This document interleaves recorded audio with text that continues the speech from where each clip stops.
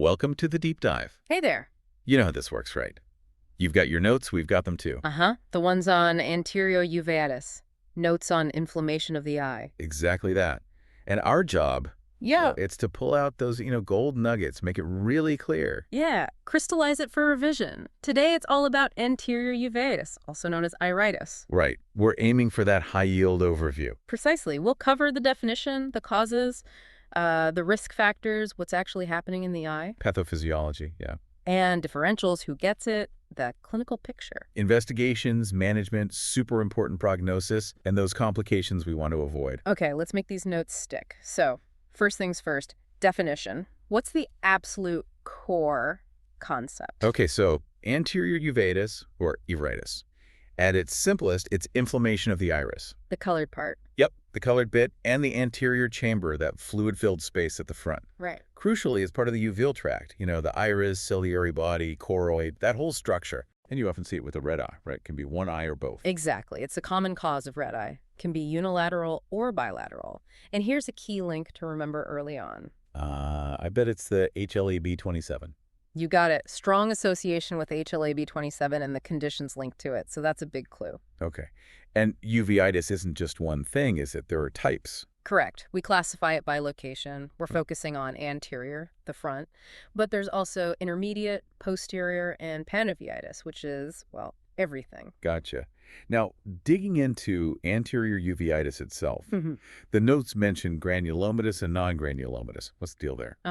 The key difference lies in the keratotic precipitates, KPs, those little deposits on the cornea. KPs, right. So non-granulomatous usually presents acutely, and the KPs are small. Think small KPs, acute onset. Okay. Granulomatous tends to be more chronic, and the KPs are larger. They sometimes call them mutton fat KPs. Mutton fat KPs. That's vivid. It is. And it's a good mental hook, because granulomatous uveitis is more likely linked to underlying systemic diseases. So see mutton fat KPs, think systemic. Okay, that's a great tip. Mutton fat equals think systemic. What about duration? Acute versus chronic. Yeah, another key classification. Acute comes on suddenly, resolves usually in weeks. Abrupt onset. Exactly. Chronic hangs around for more than 3 months. And unfortunately, that often means more persistent vision issues. Right, makes sense. Something else in the notes. It said that even if you suspect an infection, the initial treatment is often similar.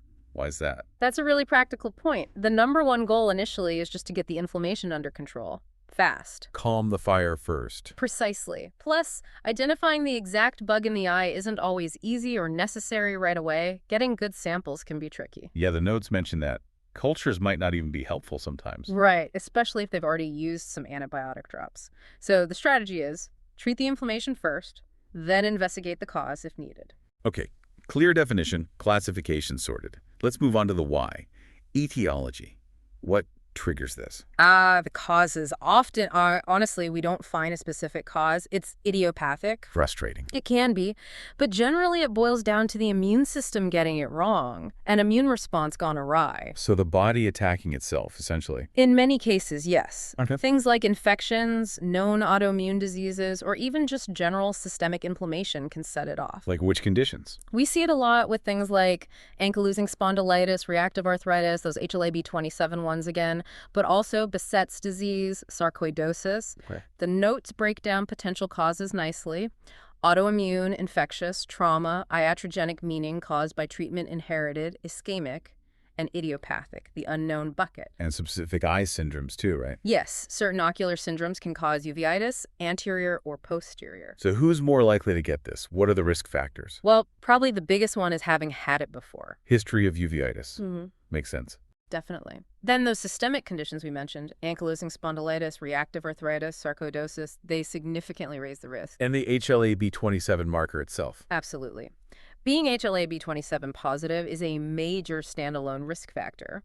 And don't forget, infections like herpes simplex or TB can also be triggers or risks. Okay, so history and associated conditions are key flags. Yeah. Now, the pathophysiology, what's actually happening inside the eye, the mechanism. Right, the how. Fundamentally, it's inflammatory cells invading the anterior chamber. Immune cells going where they shouldn't. Exactly. The immune system gets activated, releases cytokines, those signaling molecules, and boom, inflammation. It's a cascade reaction. It really is. Any intraocular inflammatory disease can trigger this uveitis response. Yeah. Trauma, infection, autoimmune reactions, they all lead back to these inflammatory cells and cytokines. The notes mentioned molecular mimicry. That sounds interesting. It is. It's a fascinating concept. Sometimes an infection triggers uveitis because a part of the bacteria or virus looks very similar molecularly to a protein in the eye. So the immune system gets confused. Precisely. It attacks the infection, but then it also attacks the similar-looking eye protein, like mistaken identity on a cellular level.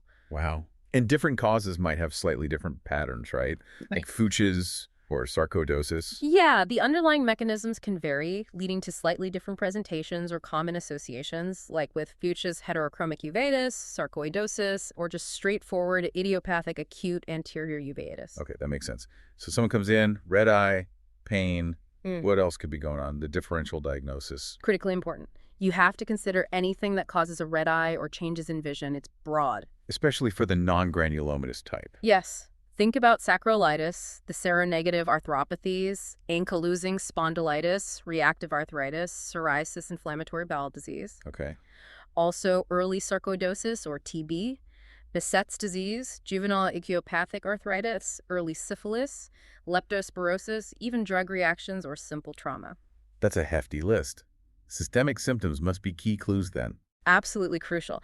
Now, if you're suspecting granulomatous uveitis, the list shifts a bit. Towards infections and more established systemic stuff. Exactly. Think established sarcoidosis, toxoplasmosis, viruses like CMV, herpes simplex, herpes zoster, TB, syphilis. Okay. And in immunocompromised patients, like with AIDS, you consider opportunistic infections, CMV again, cryptococcosis, candidiasis. And non-infectious posterior causes could mimic it too. Yes, things like Behçet's again, VKH syndrome, lymphoma, even lens-induced uveitis. So granulomatous often signals a need to look deeper for systemic or infectious causes. Really drives home the point about looking beyond the eye.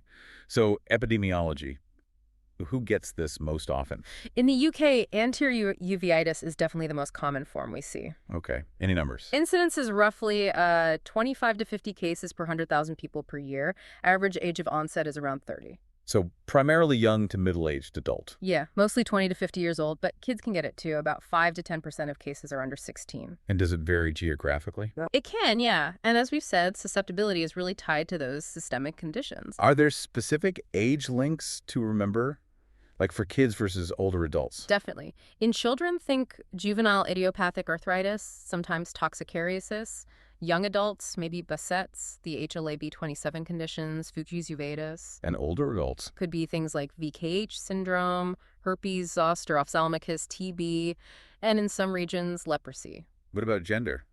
Any differences? There are some tendencies. Males are more prone to uveitis, linked with ankylosing spondylitis, reactive arthritis, Behçet's. Okay. Females show a higher link with rheumatoid arthritis and juvenile rheumatoid arthritis. So yeah, age and gender provide useful context. Good pointers. Okay, clinical features. How does the patient actually present? What do they tell you? Usually it's a pretty acute onset. They'll complain of eye discomfort, maybe outright pain, often worse when they try to focus. Pain with use. Yes, and the pupil might look small, maybe irregular. Photophobia, that intense light sensitivity, is really common. Classic symptom. And blurred vision, red eye. Absolutely.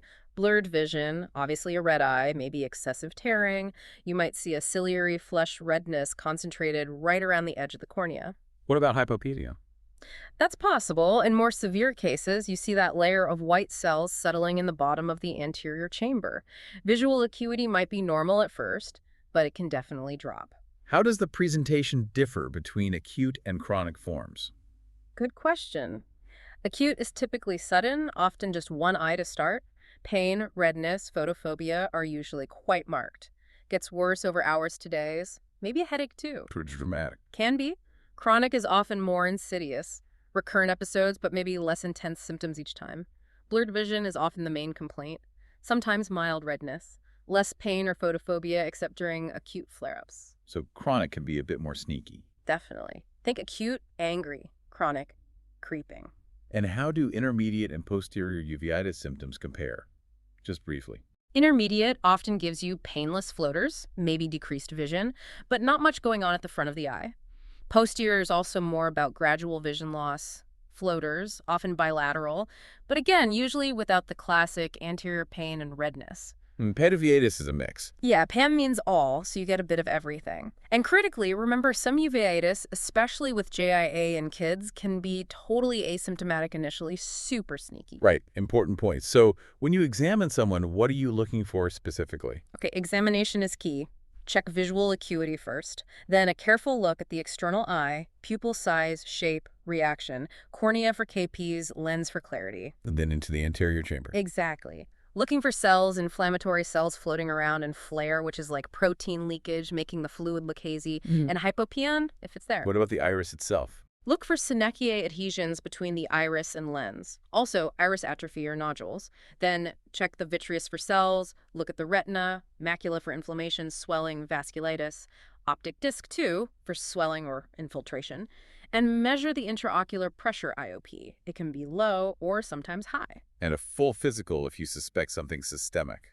Definitely. If the history or eye findings suggest an underlying condition, you need to look further. Oh, and there are actually grading systems for the inflammation severity used in clinic and research. Okay, so diagnosis is mostly clinical. When do investigations come in? Lab tests, imaging? Primarily clinical, yes. History and exam are paramount. But imaging, like OCT, optical coherence tomography, is super useful for looking at the back of the eye, especially the macula. And blood tests? X-rays. You'd consider those mainly for cases that look granulomatous or if it's recurrent or bilateral. Yeah. Trying to find that underlying cause. So things like FBC, ESR, ACE levels. Yep. Maybe ANA, RPR for syphilis. Definitely HLA B27 testing if suspected. TB tests like MAN2 or Quantiphon Gold. Chest X-ray for sarcoidosis or TB urinalysis. Infectious workups, too. Sure, if infection is suspected, toxoplasma, Lyme, HIV, syphilis titers. And in very specific cases, maybe analyzing fluid from the eye itself if you suspect infection or malignancy. But you tailor it based on suspicion. Right. Targeted investigation. Okay, management, we've diagnosed it. What's the plan? Goals are simple. Reduce inflammation, relieve the symptoms, prevent complications, and save vision. Sounds crucial. An urgent referral is key. Absolutely non-negotiable. Suspected uveitis needs an ophthalmology review within 24 hours. It's an emergency. Okay, so what's the typical first-line treatment? Usually starts with 2 types of eye drops. First, cycloplegics, like atropine or cyclopentolate. What do? They dilate the pupil. This relieves the ciliary muscle spasm, which eases pain and, importantly, stops the iris sticking to the lens, prevents those posterior synechiae. Okay, pain relief and prevention. Yeah. And the other drops? Steroids. Topical steroid eye drops are the mainstay for reducing the inflammation itself. Got it. Cycloplegics and steroids. Any caveats? Huge ones. Never treat recurrent uveitis in primary care without specialist advice, and steroid drops must be initiated by ophthalmology. Cannot stress that enough. Right, specialist territory. What if it's more severe or chronic? Then treatment gets tailored. Sight-threatening posterior uveitis might need systemic drugs, oral steroids, maybe immunosuppressants. And for chronic anterior uveitis? We treat actively if vision drops, say, below 612, or if symptoms interfere with life.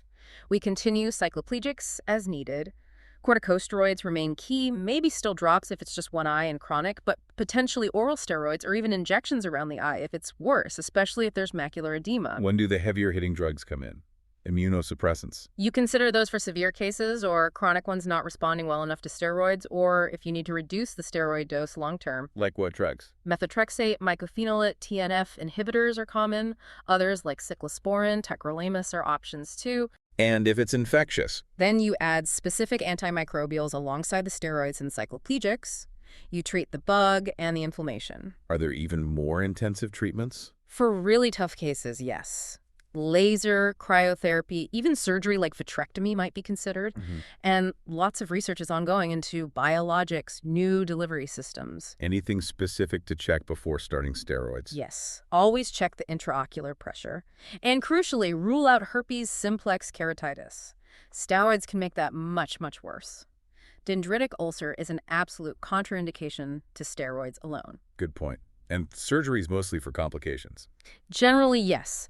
For severe intractable inflammation, sometimes diagnosis or managing things like cataracts or glaucoma after the uveitis is under control. Vitrectomy might help in some younger patients with severe disease. How do you monitor progress? Regular eye exams are the main thing. Slit lamp examination. OCT is great for tracking macular edema, fluorescein angiography if you're worried about retinal blood vessels. And specific screening for some groups. Yeah, kids with JIA need regular screening because their uveitis can be asymptomatic. Specialists monitor treatment effectiveness, side effects, complications. GPs might help monitor systemic effects of long-term meds. Okay, prognosis. What's the likely outcome? It really varies. Depends on the cause and how quickly it's treated effectively. Many cases, especially acute ones treated promptly, resolve well in weeks to months with good vision. But chronic cases need ongoing care. Yes, recurrent or chronic uveitis often needs long-term monitoring and management. Some mild cases might even resolve on their own, but you can't rely on that. Relapse is common, though. Unfortunately, yes, especially in younger people. Frequency and duration vary a lot. Newer treatments are improving things for difficult cases, though. Prognosis for chronic granulomatous types really depends on controlling the underlying cause. Finally, complications. What are we trying to avoid? Chronic inflammation is the enemy here. It can lead to serious problems. With what? The big ones are glaucoma, high eye pressure cataracts, those posterior synechiae sticking the iris to the lens, and macular edema swelling at the back of the eye affecting central vision. And the ultimate complication is vision loss. Exactly. That's the main worry. It can happen from any of those things. Cystoid macular edema, cataracts, high IOP, also from vitreous opacities, retinal detachment, abnormal blood vessel growth, neovascularization, macular ischemia, vascular occlusions, optic nerve damage. Lots of potential pathways to vision loss. Those posterior synechiae sound particularly troublesome. They are very common and can directly cause glaucoma by blocking fluid flow, and they make future cataract surgery much harder. So breaking them early with dilation is key. So treat early, treat effectively to prevent all that. That's the mantra. Wow, okay. That was definitely a deep dive into anterior uveitis.